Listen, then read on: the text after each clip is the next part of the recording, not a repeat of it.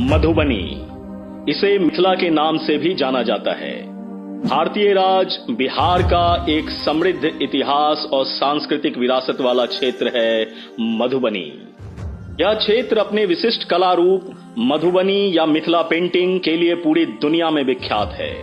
आइए, मैं बिहार हूं के माध्यम से मधुबनी के इतिहास, इसके उल्लेखनीय स्थलों जैसे कि राजनगर पैलेस और कंदारपी घाट और आधुनिक मधुबनी सहित इसकी विरासत और संस्कृति के विकास का पता लगाएं।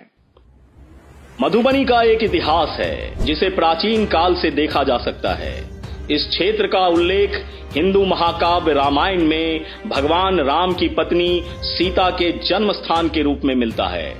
पौराणिक कथाओं के अनुसार सीता को जमीन के नीचे पाया गया था। राजा जनक यहाँ पर एक यज्ञ का अनुष्ठान कर रहे थे, जहाँ पर जमीन जोतने के क्रम में सीता माता का उदय हुआ था। यह घटना मिथिला के लोगों के लिए अत्यधिक महत्व रखती है और ऐसा माना जाता है कि इसने क्षेत्र की सांस्कृतिक और कलात्मक परंपराओं में योगदान दिया है।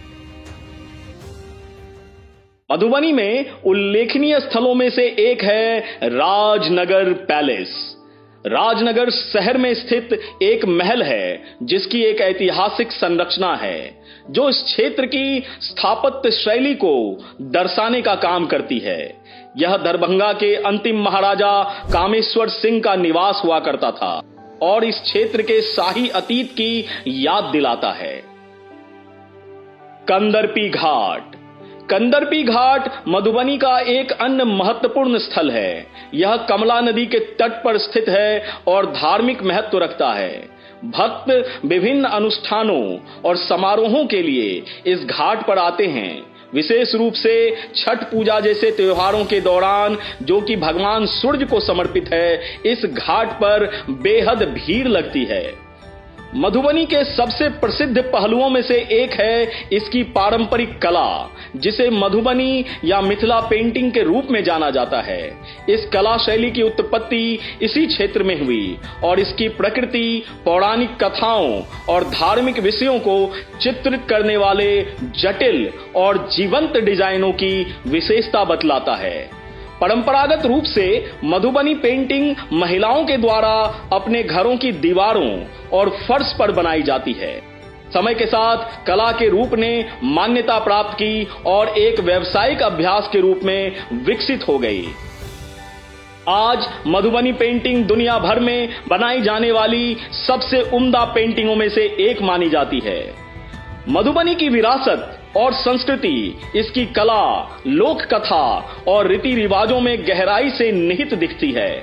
इस क्षेत्र में संगीत, नृत्य और साहित्य की समृद्ध परंपरा है। मिथिला के लोकगीत, जिसे मैथिली गीत के रूप में जाना जाता है, बेहद लोकप्रिय हैं और क्षेत्र के सांस्कृतिक लोकाचार को दर्शाते हैं।